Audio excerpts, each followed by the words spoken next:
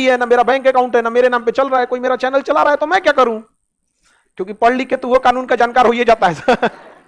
Otherwise में वैसे नहीं कर सकते, ना ही वो कहीं क्लास ले सकते हैं। लेकिन वो कहते हैं कि मैं क्लास कहां ले रहा था, मैं तो सेमिनार ले रहा था, अनुभव बता रहा था। तो ठीक है, तब कोई बात नहीं। समझ में आ गया कि नहीं आ गया? इंटरव्यू जब आप दीजिएगा यूपीएससी का या बीपीएससी का, यूपीएससी इंटरव्यू में जो यूपीएससी इंटरव्यू में यूपीएससी के मेंबर रहेंगे जो रिटायर्ड हो चुके हैं, जिन्होंने कम से कम 600-700 आईएएस आईपीएस के इंटरव्यू लिया हो, और बीपीएससी में बीपीएससी के जो चीफ मेंबर रहेंगे या फिर आईजी आईपीएस, ये लोग, ताकि आप लोग का भी मोरल बूस्ट हो। लेकिन वो रिटायर्ड हो जाते हैं तो उनका कोड ऑफ कंडक्ट खत्म। समझ में आ गया कि नहीं? तो कोड का अर्थ होता है नियम कानून का एक संग्रह, सबके लिए कोड ऑफ कंडक्ट होता है, ये आपको फॉलो करना है, ये आपको नहीं करना है फॉलो। समझ में आ रहा है कि नहीं? उसी को हम कहते हैं संहिता, समान संहिता। जैसे आचार संहिता, चुनाव का नियम कानून, आचार संहिता। सजा, अपराधियों को सजा देने के लिए दंड संहिता, इंडियन पिनल कोड, भारतीय दंड संहिता, उर्दू में ताजीराते हिंद। आप फिल्म में देखते हो ताजीराते हिंद दफा 302 के तहत आपको मुलजिम करार दिया जाता है और आपको उम्र कैद की सजा सुनाई जाती है। फांसी सुना दे, फांसी की सजा सुनाई जाती है। हाँ? जल्लाद को बुलाया जाए। आगे बढ़े। तुम लोग जल्लाद को ऐसे क्यों करते? तुमको हम बहुत मानते हैं जल्लाद, हम चाहते हैं तुमको बढ़िया से एकदम अधिकारी बनाए, और जो धीरे टीम टाइम मारे ना, एकदम ना फरचीन जो बनते हैं एकदम, उसी से तुमको चौपट कराए। लेकिन जल्लाद भले मुंह बनाता, अंदर अंदर खुश होता है, अंदर अंदर सोचता है खान सर है तो संभव है। खुश नहीं, खुश सोचते हो। बेचारा यस सर बोला आज लड़की एक्स्ट्रा पढ़ेगी, सब हम बच जाए। तो समान दंड संहिता का मतलब सजा देने का कानून, आचार संहिता मतलब चुनाव का कानून, कोड ऑफ कंडक्ट नौकरी करने का कानून। उसी तरह नागरिक संहिता यानी सिविल संहिता। ए बकलिया, तुम कौन सी जल्लाद कोई चीज देख रही है?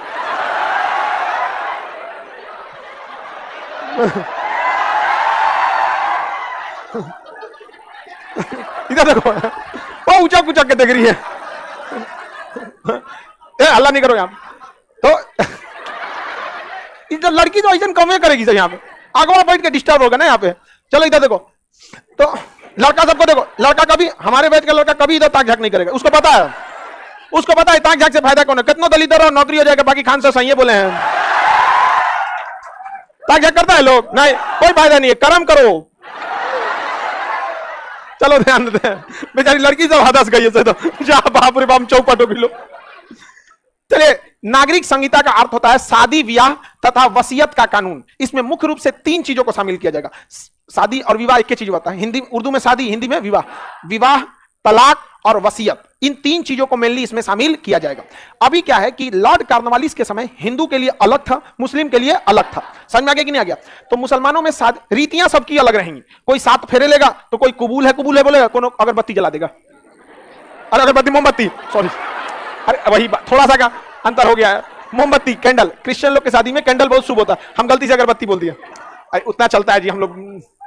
सुनिए, तो रीतियां सबकी अलग अलग हो, लेकिन कुछ कानून हो जो सबके लिए सेम हो। जैसे पॉलीगेमी ना हो, एक व्यक्ति एक से ज्यादा विवाह न करे, ये सबके लिए हो जाएगा। अभी क्या है कि इस्लाम धर्म में 2 शादियां करना मतलब इजी है, समझ में आ गया कि नहीं? बाकी धर्म में भी लोग शादियां कर लेते हैं, तो उनमें थोड़ा सा एक्सेप्टेंस थोड़ा सा कम है, मतलब लोग उनको करने का तो कर ही लेते हैं, बट उतना एक्सेप्टेंस नहीं है। बट इस्लाम में एक्सेप्टेंस बाकी की तुलना में ज्यादा है। हालांकि ऐसा नहीं है कि 100% मुस्लिम ही एक से ज्यादा शादी करेंगे, या ऐसा भी नहीं है कि अन्य धर्म के लोग एक से ज्यादा शादी नहीं करते हैं। बहुत सेलिब्रिटी या बड़े बड़े लोग आपको एग्जांपल में जब मिल सकते हैं, तो एक धरातल लेवल पे तो संख्या और भी बढ़ सकती है। लेकिन इस चीज को दूर करने के लिए समान सिविल संहिता लाने की बात है। तो अब इससे क्या होगा कि शादी के नियम कानून एक ही रहेंगे, कि सबको एक ही शादी करनी है, और साथ ही शादी तोड़ने के लिए भी कानून एक ही रहेगा, कि आपको प्रूफ देना पड़ेगा कि आप इसके साथ जीवन नहीं बिता सकते। ऐसा नहीं है कि तलाक तलाक बोले खत्म कहानी हो गई, नहीं, कभी ऐसा होगा ही नहीं, ना ही हिंदू में और ना ही मुसलमान में। समझ में आ गया कि नहीं आ गया?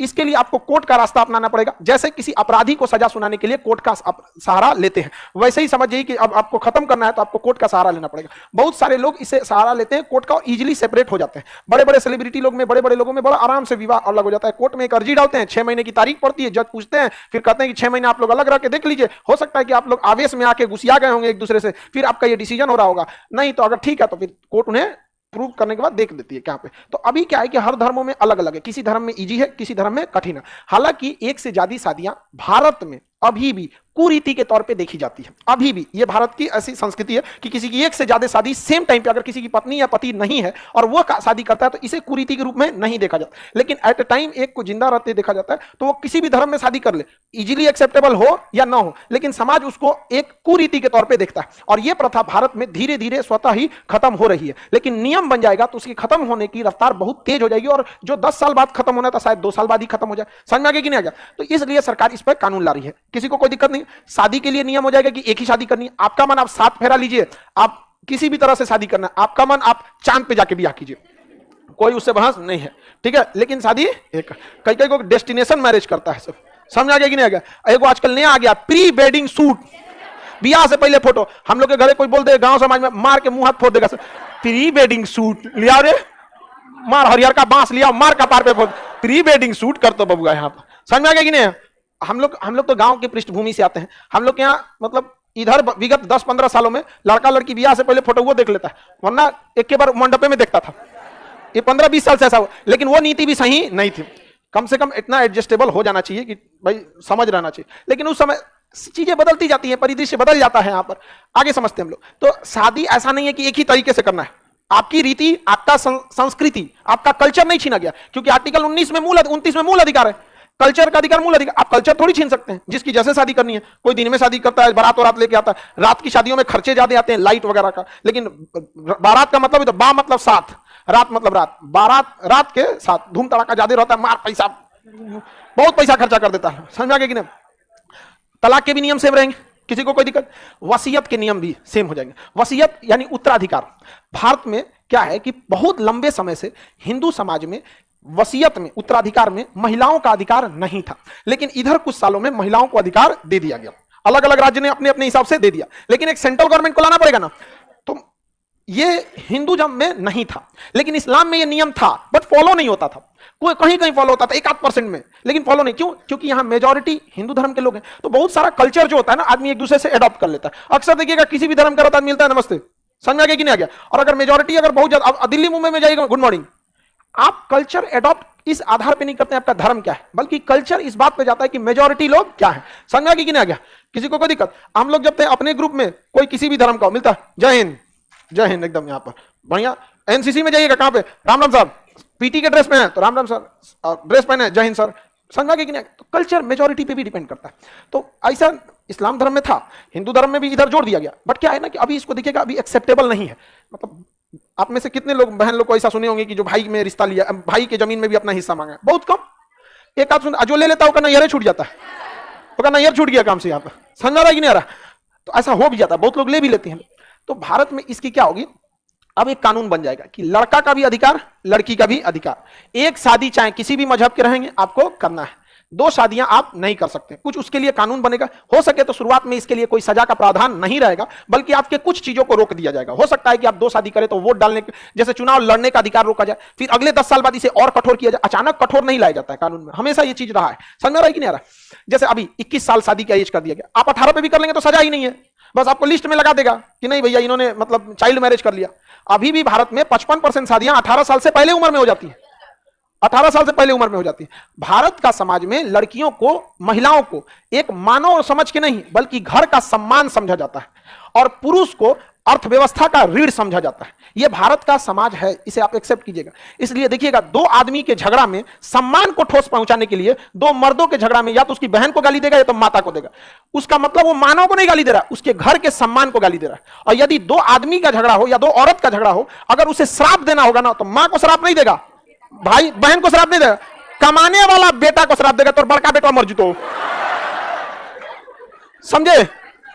कभी नहीं कहेगा तो मम्मी को मतलब मर जाए, सब ऐसे नहीं श्राप, बाप को श्राप देगा। क्योंकि भारत का यह समाज है, पुरुषों को यह मान लिया गया है कि परिवार खींचने की जिम्मेदारी इन्हीं की है, और महिलाओं को मान लिया गया कि परिवार का सारा सम्मान इन्हीं के ऊपर थोप दिया जाता है। तो यह एक परंपरा बहुत लंबे समय से चलती आ रही है। तो किसी भी कल्चर, एक परंपरा को आप अचानक से नहीं तोड़ सकते। इसको आप फील करें। शायद ही महिलाओं को कोई 2 औरत लड़ेगी सब ना, तो क्या पति को गाली देगी, मांग धोनी।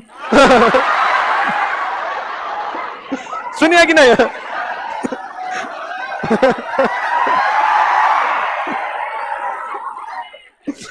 नहीं सुने ऐसा? हाँ? सोचो, अरे हम तो महिला सब का झगड़ा में न दूर से देखने में बहुत मजा आता। अच्छा और मोह चिढ़ाती है देखें आप लोग, बहुत मजा। अरे WWE से ज्यादा मजा आता है क्योंकि उसमें खतरा नहीं रहता है, हाथ पैर टूटने का खतरा है, खूब से खूब तो इनसे बाल नोचाएगा, नोच क्या होगा तो ये छोड़ाएगी नहीं। आदमी का अगर बाल नोचेगा तो छोड़ाएगा नहीं, हो ना नोचते। तो भारत में ऐसा आप लोग देखे। अब हम लोग गांव से आए लोग यही सब देखे। हम लोग क्या कोई क्रिकेट विकेट का स्टेडियम तो था नहीं, जाके मैच देखे, यही मैच होता था। आप लोग नहीं देखे। तो समान सिविल संहिता का अर्थ समझ में आएगा, शादी ब्याह के लिए नियम कानून का समान होना। इससे समस्या कहां आएगी समझिए, हमारे समाज में आज भी इस चीज को एक्सेप्ट नहीं किया जा रहा है कि बहन का भी जमीन में हिस्सा हो, और इसे एक्सेप्ट करने में 30 से 40 साल लग जाएगा, क्योंकि कुछ लड़कियां उस हिस्से को लेंगी और कुछ नहीं लेंगी। लेकिन भाई पक्का लेता है। भारत में जमीन विवाद का आधे से ज्यादा जमीन विवाद किसी दूसरे से नहीं है, भाई भाई में। समझ में आ गया कि नहीं? हम इन्ने से नाली निकालेंगे, हम इन्ने से दुआरा निकालेंगे, हम यहाँ भैंस बांधेंगे तो हम यही करेंगे। तो अभी इस चीज को एक्सेप्ट करना इतना आसान नहीं है। समान सिविल संहिता का मतलब समझ आ गया। इसमें सबसे ज्यादा बाधा खुद सरकार को आएगी, इसे लाने में खुद सबसे बड़ी बाधा क्या आएगी, सरकार को आएगी। लेकिन सरकार या मीडिया इसे इस तरह से प्रस्तुत कर रहा है ना कि भारत बदल जाएगा, अखंड भारत का निर्माण हो जाएगा, समान सिविल संहिता आ जाएगी तो ग्लोबल वार्मिंग कम हो जाए। ऐसा कुछ नहीं होने वाला है। समझ में आ गया। एनआरसी के समय भी ऐसा ही था, ऐसा लग रहा था देश रुक गया है यहाँ पे। ऐसा कुछ नहीं होने वाला है। महिलाओं को अधिकार दे दिया जाएगा, आप अपना जमीन ले सकते हैं। समझ में आ गया कि नहीं। भाई लोगों से आपसे भी है, फ्यूचर ये आना ही है, मोदी जी इसको पक्का लाएंगे, बट इसको ना थोड़ा राजनीतिक मुद्दा हो जाएगा। ये आप लोगों से भी है, आपकी जो बहन होगी उसका भी अधिकार जोड़ दिया जाएगा। लेकिन बहुत सारी बहनें उस जमीन को नहीं लेती हैं, तो उसको ऑन पेपर लिखवा लीजिएगा कोर्ट में जाके। नहीं तो पता चला कि 10 साल बाद आपकी बहन में और आपके गृह मंत्रालय में हो गया बवाल, तो चला कि हमारा हिस्सा हो लो, ले क्या, भले हम दान दे दे तुम, लेकिन ले तो। समझ में आ रहा है कि नहीं आ रहा है। और आप लोग को यदि नहीं लेना है तो स्पष्ट कागजी कार्रवाई को रख के दे दीजिएगा। समझ में आ गया कि स्टैम्प पेपर में हम लोग जितने ने, मेरी बुआ लोग हो गई, उन्होंने भी लिख के कर दिया, मेरी माताजी भी स्पष्ट लिख के कर दी, इधर लिख के दी कि भाई समान सिविल संहिता आ रहा है, क्या पता एक कानूनी कार्रवाई तो रहना चाहिए। उन्होंने कोर्ट में जाके स्पष्ट लिख दिया कि मैं अपने पूरे होशो हवास में अपने इस हिस्से को नहीं लेती, भाइयों को हम इक्वल प्रोपोर्शन में दे देते। वरना फिर ये भी ना लिखना पड़ेगा भाई का हमारा हम बहन के ज्यादा मन तो हम एक ब्याह कर लूं। ऐसा भी होता है, जो भाई बहन का ब्याह करा देता है ना, उसमें ज्यादा अधिकार समझने लगता है। हालांकि भाई की जिम्मेदारी होती है, जिम्मेदारी में कभी भी आपको अपने ऊपर इतराना नहीं चाहिए। आपका जिम्मेदारी है पढ़ाई करना, ज्यादा पढ़ लिए तो इतराइए नहीं, ये आपकी जिम्मेदारी है। समझ में आ गया। किसी को दिक्कत?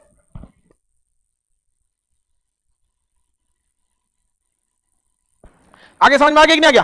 तो इसमें ज्यादा समस्या किसको आएगी, सरकार को, और समाज उसको एक्सेप्ट करने में पता नहीं कितना समय लेगा। आपको क्या लग रहा है कितनी लड़की लोग है इसमें जो मतलब अपने घर में जमीन में लेना चाहिए हिस्सा?